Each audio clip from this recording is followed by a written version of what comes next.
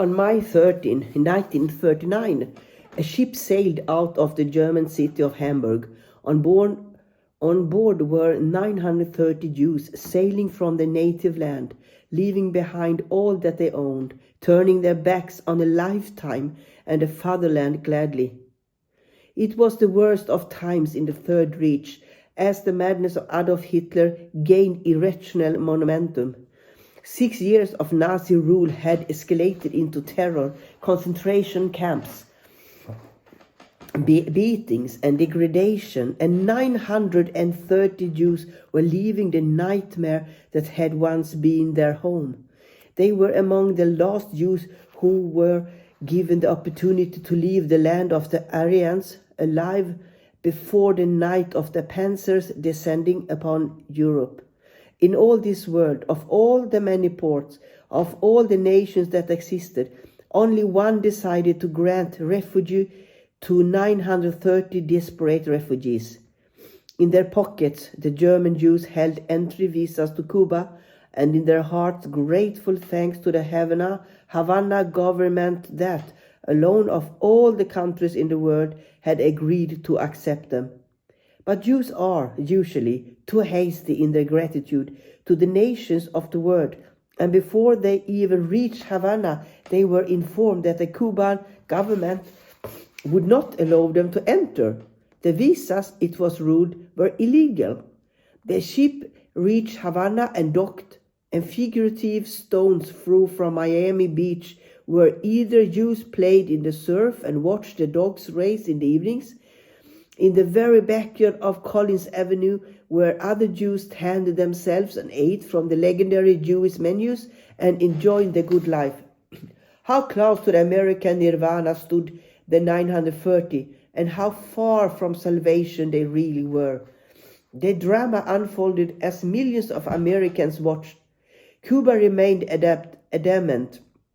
Under a wave of anti-Semitism that appeared in Cuban newspapers and among its politicians, Havana insisted that the visas were illegal, that she had already taken in Jews, and the unkindest cut of them all. What about the great colossus of democracy to the north, the United States?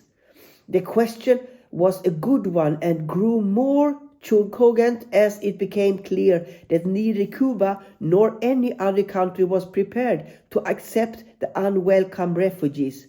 It became pressing as the days passed and the German ship lifted anchor, setting sail for the grim mockery that was called home. Home to Hitler went the 930.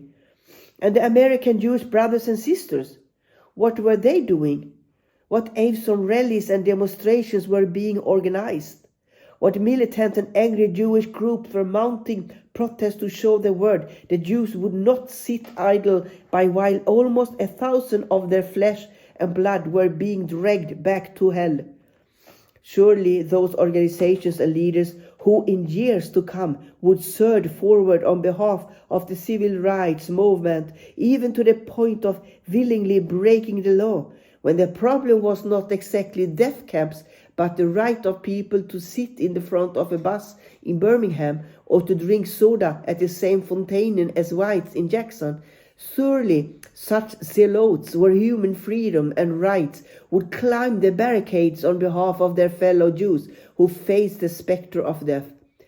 Surely all the liberals and humanists who in the future would go to Selma confident that they would overcome if only they made the necessary sacrifices, were prepared to make at least those same sacrifices on behalf of their own people in this year of Hitler.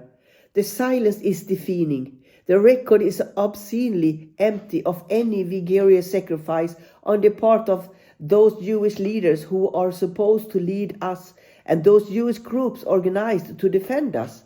Those who went to jail in Selma for the cause of civil rights did not even consider the possibility of chaining themselves to the White House gates to call attention to the pleas of the 930 who themselves symbolized millions of others on the brink of slaughter. Aside from efforts by the Joint Distribution Committee, which was not a membership organization and which was created solely to aid the refugees, the Jewish establishment groups limited their efforts to respectable, pious petitions to Franklin Delano Roosevelt. Franklin Delano Roosevelt. For American Jewry, there was the Almighty and there was Roosevelt. And not necessarily in that order. Roosevelt, for whom all Jews voted. Roosevelt, upon whose passing all Jews wept as it for a close beloved relative. Roosevelt, for whom they will not speedily build monuments in Israel. Frank Roosevelt watched as 930 Jews sailed along the Atlantic coast on their way back to Hitler. He could have opened the doors, and he did not. He could have saved not only 900, but 9,000 and 900,000. But he and all the Western democracies at whose altars Jews worshipped with such piety did not lift a finger for the Jew. The political theory of relativity was clear. When the world is in trouble, it is demanded of the Jew that he help, because he is a human. When the Jew is oppressed, humanity is freed from any obligation because it is a Jewish problem. Roosevelt heard the pleas of Jewish leaders and sadly told them that he could do nothing. There was, after all, a quota system in effect, and the German quota was filled. If so, cried Jews, mortgage the quota to future years. Let the 930 come in, and let the numbers be counted to next year's quota, or the next decades. Surely some way could be thought up by a brilliant president from whom we voted. But the President of the United States could not do such things. Bending the laws was a thing that one did not do. Roosevelt never bent the law, and so he sympathized but could do nothing. With deep regrets, he went home. And so, as the St. Louis came close enough to Miami for the refugees to see the lights of the city where, at the moment, Jews were laughing and amusing themselves, as the St. Louis mournfully headed past the American shore, followed by United States Coast Guard ships, and under orders to prevent any refugee from jumping overboard, as the President of the United States sympathetically refused to save 930 Jews and went home. The American Jewish establishment slipped silently into the night and went home too. There were no loud and angry protests. There was no violation of the law. There were none of the things that certain Jewish leaders later did for civil rights in Selma and Jackson, like thieves in the night which slunk away and went home. And so American Jews went home. So did the 930. Look homeward, 930 future angels. Look homeward to Hitler. Behind them they left a grief-stricken, if paralyzed, liberal and Jewish community. For let it not be said that American Jews did not feel for their brothers and sisters. The New York Times, in one of its impeccable editorials, might have spoken for all the Jewish leaders, organization and masses when it wrote, "We can only hope that some hearts will soften somewhere and some refuge be found." The cruise of the St. Louis cries to high heaven of man's inhumanity to man. Indeed, and the editor of New York Times stank of the fraud of the respectable people whose sole contribution to the cries of the refugees was a hope that some hearts would soften somewhere. Never was there a thought, either in the minds of the Times or the Jewish establishment, that perhaps actions to help the softening process might be attempted. Never did the respectables consider taking to the streets to demand justice for the 930 brothers and sisters. Sympathy, yes. Militants, never. And so the 930 passed into history. Their immediate end was produced by the Germans, but no Jew who sat by silently can really sleep well nights. And then came the darkness, with a terrible suddenness, the war that all pacifists and mothers and isolationists sought to avoid came anyhow. Those who had cheered Munich for bringing them peace in their time suddenly understood what the minority of warmongers had seen all along, that one could not avoid being eaten by the alligator merely by feeding one's neighbor to him. Munich had only guaranteed a Holocaust and placed the free word at a bitter disadvantage. World War II came with its lightning blitzkriegs and its panzer divisions knifing through Poland as if it were soft butter. It came with its Luftwaffe bombing and strafing a paper tiger called France, whose Maginot Line proved to be as descendant as those who built it and believed in it. And now we Jews understood also. Now we understood that the few who had warned us that a man named Hitler really meant it, and that the Holocaust was indeed coming, were not quite as paranoid as our leaders had told us. Suddenly it was clear that those who had gone through Polish and Lithuanian and German and Czech and Hungarian towns and cities crying, "Jews, get out! A fire is burning!" They were not as foolish or as mad as our experts had told us. Suddenly the Jewish community of Eastern Europe faced extermination. The mind was unable to cope with the thought. Extermination in the 20th century.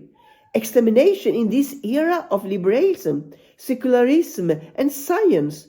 The impossible had come about, and as great as was the destruction of human beings was the destruction of liberal illusions. All that could not possibly have happened began to happen. All that could not conceivably have occurred came about.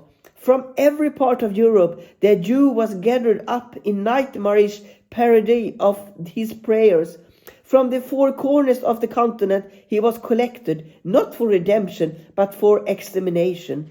That which began as rumors, not to be believed, soon became incontrovertibly fact. They were killing Jews in Europe. They were destroying them by the millions. They were gassing them. They were burning them. They were exterminating our brothers and sisters. By late 1942 and early 1943, we knew, 2 years before the war came to an end, Jewish organizations knew. Jewish leaders throughout the world knew. Jewish organizations in the United States knew that the Holocaust was raging and that the destroyer had been given leave to destroy. Let no leaders or groups protest their ignorance. There are in the end only two groups who continue to maintain that they know nothing of the death camps then. The Germans there and some Jewish leaders here, they are both liars. We knew that they were taking whole towns to death camps. We knew that they were decimating entire areas. We knew that they showed no mercy to women or children, and that to Nazis, the biblical injunction was to be strictly followed. Only law shall there be for all of you. We knew the names Dachau, Buchenwald, Treblinka, Bergen-Belsen, and Auschwitz. Auschwitz, where every day 12,000 Jews were gassed to death as the Germans reached the zenith of efficiency in the art of Cyclone B. 12,000 people every day. As American Jews celebrated their weddings, there were 12,000 less Jews on this earth. As they revealed in their expensive bar mitzvahs, there were 12,000 fewer of their co-religionists. As they spent a pleasant Sunday at home, 12,000 brothers and sisters elevated the population explosion. And all this we knew. As early as 1942 we knew. And as early as 1933 we had been informed about the horror of Auschwitz. And how they cried out to us, letters and pleas from inside the Hitlerian Holocaust poured into the free Jewish world, with none as poignant as the bitter, pleading message sent by the saintly Rabbi Michael Dov ben Weizmandel of Slovakia, Rabbi Weissmandel, the fervently Orthodox rabbi who lived through the Auschwitz era and who single-handedly saved Jews from under the eyes of the Nazis. Rabbi Weissmandel, who himself was captured and placed on the transport train to Auschwitz, and who wrote to Jewish leaders in Turkey, Switzerland, and the United States to shake the word on behalf of their brethren. There was no time, he screamed. Do whatever has to be done. In agony, he wrote, drop all other business to get this done. Remember that one day of your idleness kills 12,000 souls. How is it that all our pledges affect you less than the whimperings of a beggar standing in your doorway? We have told you the truth many times. Is it possible that you believe our murderers more than you believe us? May God open your eyes and give your heart to rescue in these last hours the reminder. Rabbi Weissman never received a reply to this letter. But then, why should he have been better than those who died in the death camps? They too cried out, and there was no answer. And American Jewish leadership can never say, our hands have not had a hand in the shedding of that blood. So many could have been saved. Jews were transported to Auschwitz by railroad and cattle cars, jammed with pitiful candidates for death, rolled daily down the rail lines into Auschwitz. Bomb the rail lines, came the cry from Europe. Bomb the bridges over which the lines ran. Bomb the death camp area so that the massive installations will be put out of commission. The Chesh Underground had furnished the free world with maps of the lines and the general area. All that remained to be done was for the Allied bombers to drop their bombs and to do the Auschwitz what they were doing daily to other targets throughout Europe. Alas, it could be done. In a letter to Chaim Weizmann, the president of the World Zionist Organization, the British Foreign Ministry stated that the matter had received the most careful consideration, but could not be implemented in view of the very great technical difficulties involved. And in the United States, the charade was repeated as Jewish leaders asked Franklin Roosevelt, still president, still the darling of Jewish voters, to save their brethren. He nodded sympathetically, but allowed as it was impossible because of the technical difficulties. Technical difficulties! The man whose bombers roamed the earth, blasting everything that moved. The man whose B-17s had penetrated Ploesti in Romania could not overcome the technical difficulties involved in bombing the Auschwitz area. Let it be. It is not our purpose to condemn Roosevelt. Those who still have trust in the Roosevelts or the Churchills or the Vaticans of the world are fools, learning nothing from history and dooming us all to repeat the Holocaust therein. It is not the Roosevelts who are the villains of the Holocaust. What did we do? That is the question that gives us no peace and allows no respite for our seared souls. When Franklin Roosevelt dismissed his Jewish voters, what did they do? What did the leaders of the prestigious organizations, whose reason for being was to defend Jews, do in this most awesome of times? When told that Jews would have to die, what was their reaction? I know Jewish leaders who went to Mississippi as freedom riders because their hearts ached for their fellow human beings, and that was good. I know Jewish leaders who went to Jackson and broke the law and defied the government because they felt the pain of the oppressed in the South. I know rabbis who went to Selma and to Yale for the right of blacks to equal opportunities in employment, in education, and at the polls. I know Jews who endured suffering and imprisonment for blacks and Puerto Ricans and Chicanos and Indians at home, and risked bloody heads and broken arms at demonstrations for Vietnamese, Latinos, Cambodians, Greeks, and South African Zulus abroad. I know Jewish youth who confront their parents with bitter signs that read, "Your silence is killing me." And they refer to everything but the Jewish issue. I know Jews who cannot sleep because of their concern for humanity and who give of their days and nights for their fellow human beings. But Jewish suffering leaves them strangely apathetic. I know of no Jewish leaders whose bodies so ached with the pain of their slaughtered brothers that they decided to break the law, to shake the world from its apathy. I know of no Jewish leaders who decided that the world that did not care about the suffering of the Jew could not be allowed the respite of an innocent conscience, or who decided that it was the Jewish obligation to allow the world neither slumber nor peace until Jewish lives has been saved. I know of no leaders who decided that when all else failed, the threat of Jewish extermination made it a moral imperative to do whatever was necessary, and who then chained themselves to the White House gates and went to jail so that the problem would be aired. I know of no rabbis who were driven by the biblical injunction, "Thou shalt not stand idly by thy brother's blood," to call the flock into the streets and to sit there in cold anger at the refusal of the United States to save lives. Consider what would have happened had Jewish leaders of every major organization, together with rabbis from all over the country, called for mass sit-downs of hundreds of thousands of Jews in the streets of Washington, New York, Chicago, and other major cities.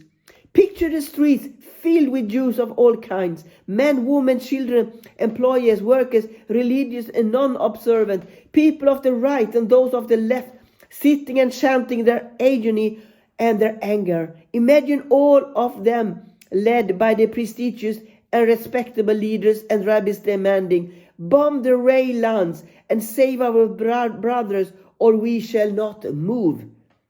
Surely the bombers would have been sent out. Without a doubt, the railroads would have been blasted, and the cattle cars with their pitiful cargoes stopped. Line after line of Jews would have been saved, the numbers reaching into the hundreds of thousands, if not more.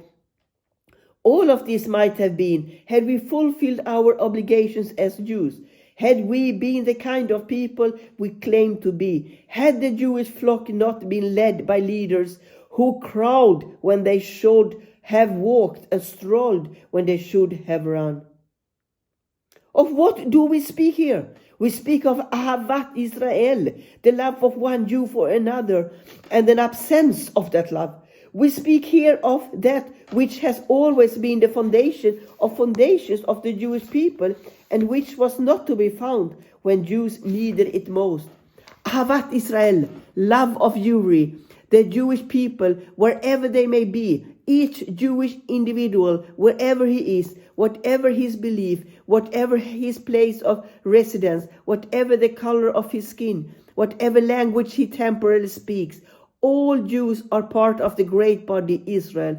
All are brothers, all are sisters, and the love of our brothers to a brother and to a sister is the love of one Jew to another. The pain of a Jew, wherever he may be, is our pain. The joy of a Jew, wherever he may be, is our joy.